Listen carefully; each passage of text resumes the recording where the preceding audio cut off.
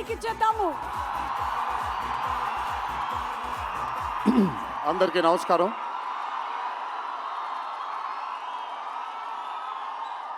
మీరందరూ కొంచెం కామ్గా ఉంటే ఇక్కడ మాట్లాడే వాళ్ళు అక్కడికి వినిపించట్లేదు.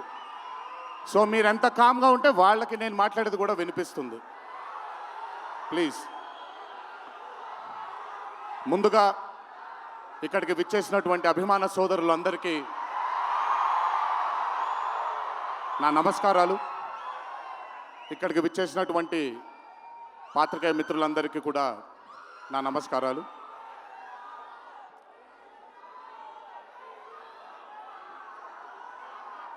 సిద్ధుని నేను పర్సనల్గా అంటే తన చాలా సినిమాలు చూశాను తనవి, కానీ పర్సనల్గా ఎప్పుడు ఇంటరాక్ట్ అవ్వలేదు. ఈ పాండమిక్ తరువాతే నేను సిద్ధుతో ఇంటరాక్ట్ అవ్వడం జరిగింది. చాలా తక్కువ మంది ఇండస్ట్రీలో ఉంటారు. సినిమా అంటే ఒక పిచ్చి ఉండే టెక్నీషియన్స్ చాలా తక్కువ మంది ఉంటారు. అందులో మొట్టమొదటి వరుసలో ఉండాల్సింది సిద్ధు. తనకి సినిమా తప్ప వేరేమీ తెలీదు. డీజే టిల్లు అనే క్యారెక్టర్ని చూసి మీరు అనుకోవచ్చు బేసిక్గా సిద్ధు ఇలాగే ఉంటాడేమో తన పర్సనల్ లైఫ్లో అని. But Siddhu is not that. తనకెంతసేపు సినిమా, తను చేస్తున్నటువంటి క్యారెక్టర్, తను పార్టిసిపేట్ చేసినటువంటి కథ, ఈ కథకి నేను న్యాయం చేస్తున్నానా లేదా అనే తపన. చాలా తక్కువ మంది ఆర్టిస్ట్లో కానీ చాలా తక్కువ మంది టెక్నీషియన్స్లో ఈ తపన్ని చూస్తాం మనం. సిద్ధు డీజే టిల్లు అనే మూవీతో కేవలం సక్సెస్ని కాదు, బట్ మన జీవితంలో కలకాలం మిగిలిపోయే ఒక క్యారెక్టర్ని మనకిచ్చాడు తను. చాలాసార్లు అనుకునేవాడిని, అంటే నేను చిన్నగా ఉన్నప్పుడు టామ్ అండ్ జెర్రీ కార్టూన్స్ని బాగా చూసేవాడిని, పాపాయ్ అనే కార్టూన్స్ని చాలా చూసేవాడిని, హీమ్యాన్ అనే కార్టూన్ని చూసేవాడిని. ఇలాంటి క్యారెక్టర్స్ మన లైఫ్లో సినిమాల ద్వారా మిగిలిపోతే ఎంత బాగుంటుందో అని ఎప్పుడూ కోరుకునేవాడిని. అండ్ ఈరోజు టిల్లు కేవలం ఒక డీజే కాదు, టిల్లు కేవలం ఒక సిద్ధు జొన్నలగడ్డ కాదు, టిల్లు మన ఇంట్లో మన చుట్టూ తిరిగే మనిషి అయిపోయాడు ఈరోజు. Hats off to Siddhu, hats off to the whole team of DJ Tillu and Tillu square for creating ఒక క్యారెక్టర్ని మన ఇంట్లో ఉండిపోయి మన మనిషిలాగా మన చుట్టూ తిరుగుతూ ఉండే ఒక క్యారెక్టర్ని క్రియేట్ చేసినందుకు ముందు హ్యాట్స్ ఆఫ్ టు దెమ్. నవ్వించడం అనేది ఒక వరం, నవ్వకపోవడం ఒక శాపం. నాకు బేసిక్గా నేను నవ్వడం మొదలు పెడితే నాకు ఆపుకోవడం చాలా కష్టం. నేను అదుర్స్ చేసినప్పుడల్లా పాపం మా వినయ్ అన్న తెగ కష్టపడిపోయాడు. ఎందుకంటే బ్రహ్మానందం గారిని ఆయన డైలాగ్ చెప్పక్కర్లేదు, ఆయన్ని చూస్తే చాలు నవ్వేసేవాడిని. అది త్రివిక్రమ్ గారు కూడా చాలాసార్లు ఫేస్ చేశారు అరవింద సమేత జరుగుతున్నప్పుడు.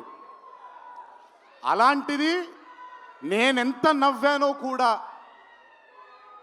ఇంకా నేను నవ్వలేను బాబోయ్ అన్నంత నవ్వించాడు సిద్ధు ఈ సినిమాతో. నన్నే కాదు చాలామందిని నవ్వించాడు. ఆ బ్లెస్సింగ్స్ అంతా సిద్ధుకి దక్కాలి.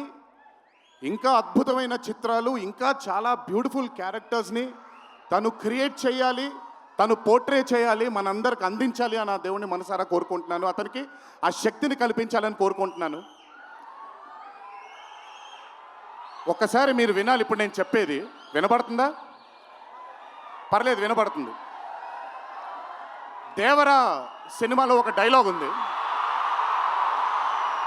డైలాగ్ గురించి చెప్పను కానీ దేవర్ కూడా ఇంచుమించు భయం గురించి ఆ సినిమా ఎక్కువ శాతం భయం గురించి మాట్లాడడం జరుగుతుంది ఆ సినిమాలో. కలగనే ధైర్యం ఉండాలి, కళ కనడానికి ఒక ధైర్యం ఉండాలి. ఆ ధైర్యాన్ని, ఆ కళని సార్థకం చేసుకోవడానికి, నిజం చేయడానికి భయం ఉండాలి. అది కుదిరితే సరిదిద్దండి, లేదంటే క్షమించండి, అంతేగాని నేనున్నానని గుర్తించండి ఇక్కడ మీరు. I'm telling that. పోలే అద్దరు పోలే. సో అది ఊరికే నాకేంటో, నాకు ఆయన్ని చూసి చాలా రోజులు అయిపోయింది. ఈ స్టేజ్ మీద కూర్చుంటే నాకు మళ్ళీ అరవింద సమేత గుర్తొస్తుంది ఆయనతో. సో మనిషికి కలగనడానికి ధైర్యం ఉండాలి. ఆ కళని సార్థకం నిజం చేయడానికి విపరీతమైనటువంటి డిసిప్లిన్ ఉండాలి. డిసిప్లిన్ అంటే భయం.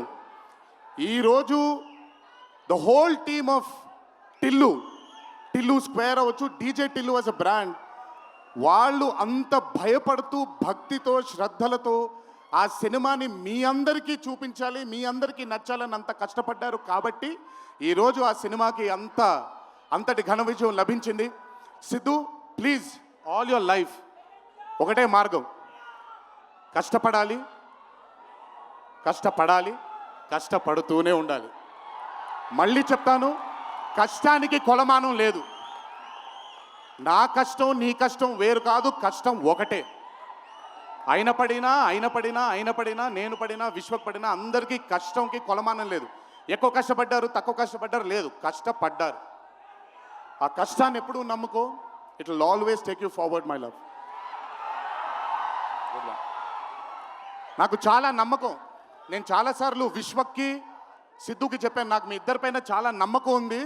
అంటే నేనేదో పెద్ద ఇలా అని కాదు, బట్ నమ్మకం ఉంది. రేపొద్దున ఇండస్ట్రీకి మీ ఇద్దరు కూడా చాలా హెల్ప్ అవుతారు. ఇండస్ట్రీ ముందుకు వెళ్ళడానికి, కొత్త ఐడియాస్ని, కొత్త థాట్స్ని ముందుకు తీసుకురావడానికి మీ ఇద్దరు కూడా మీ వంతు కృషి డెఫినెట్గా ఈ ఇండస్ట్రీకి పెడతారు. మీరు ఉపయోగపడతారు ఇండస్ట్రీకి అని చాలాసార్లు వాళ్ళకి చెప్పాను. ఈరోజు ఇద్దరిని అలా చూస్తుంటే నాకు చాలా గర్వంగా, చాలా ఆనందంగా ఉంది.